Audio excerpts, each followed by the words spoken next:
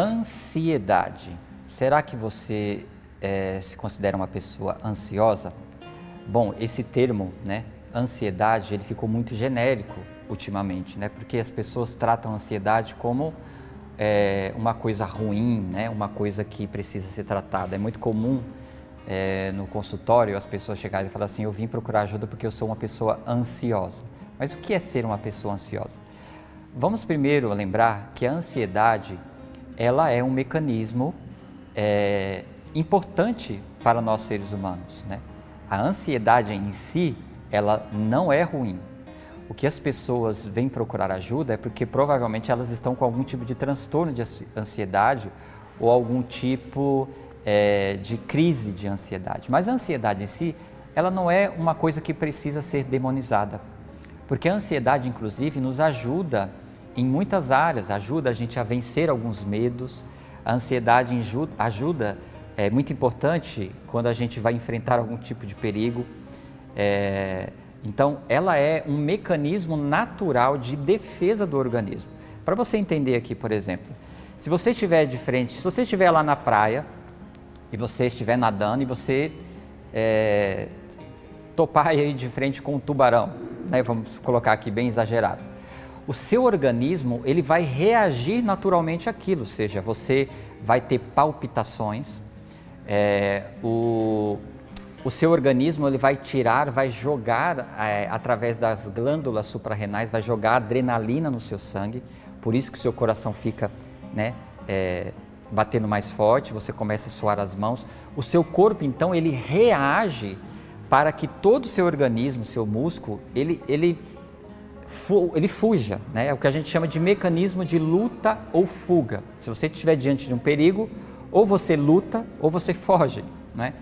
Agora, a ansiedade ou o transtorno de ansiedade, ele prejudica a pessoa quando ele é em excesso.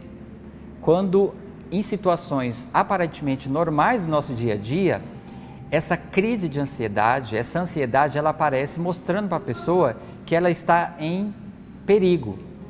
Então, a gente precisa também definir aqui os tipos de transtornos de ansiedade. Nós temos dentro dos quadros mais comuns, dos transtornos de ansiedade, né, aquele que a gente chama de transtorno de ansiedade generalizada, né?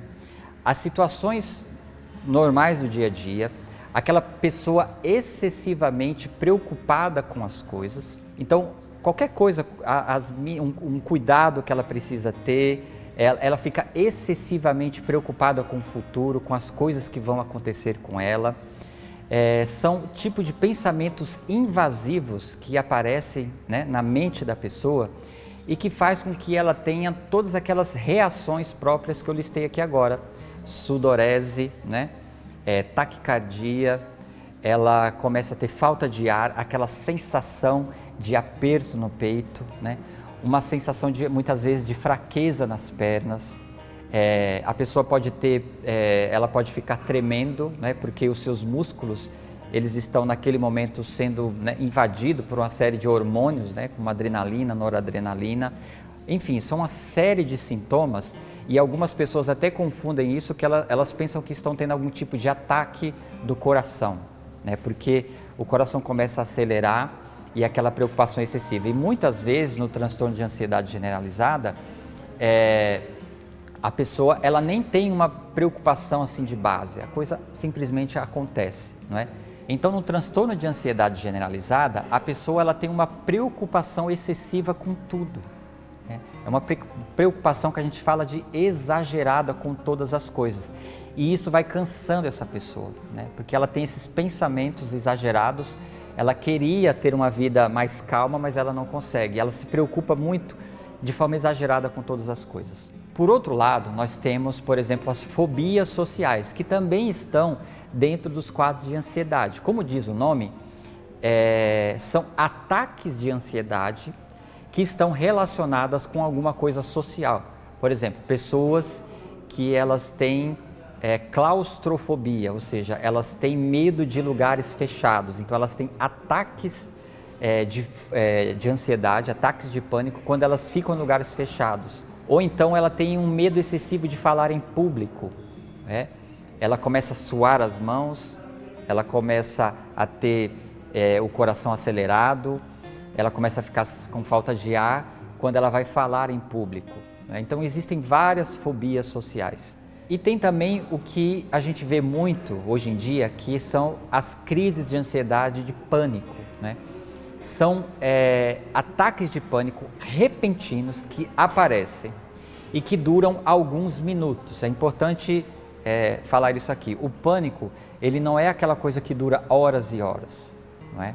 O pânico, ele tem uma duração de alguns minutos e essa pessoa, ela pensa que ela vai morrer. Ela tem aquela sensação que ela vai morrer, que alguma coisa vai acontecer naquele momento com ela. Então, em alguns casos, a pessoa até acha que ela está tendo um ataque do coração, que ela está tendo um infarto, que ela está tendo alguma coisa e o pânico toma conta da pessoa.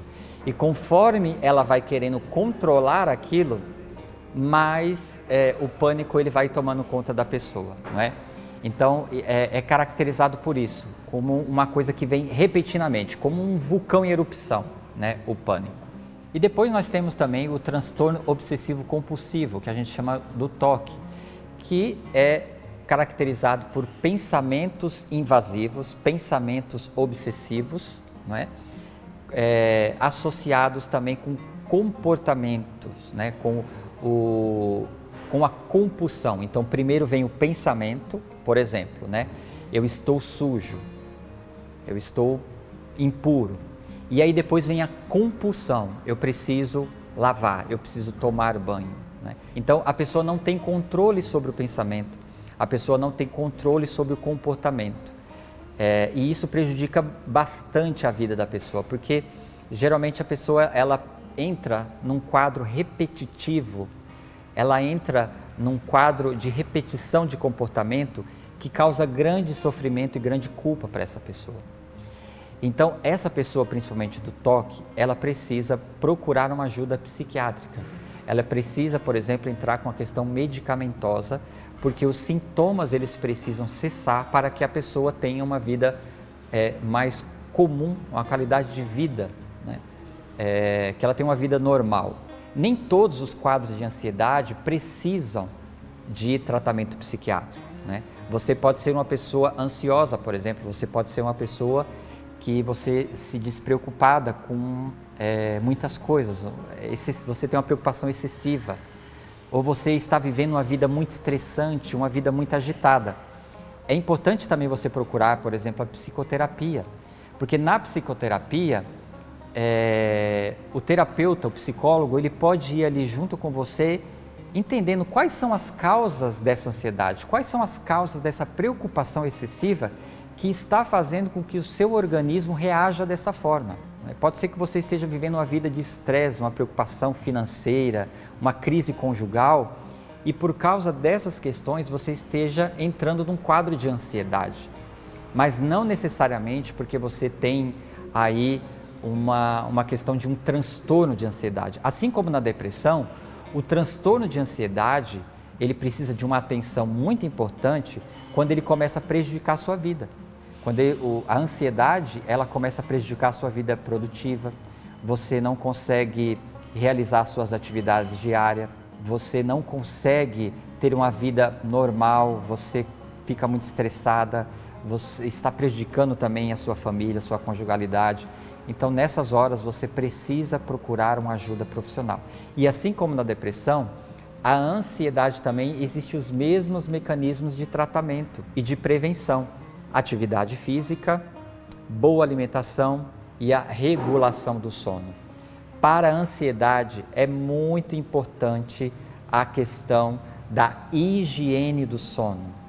Você ter um ritual para você dormir, você criar um ritual para que você possa ter uma boa noite de sono. Porque uma das causas da ansiedade é a insônia.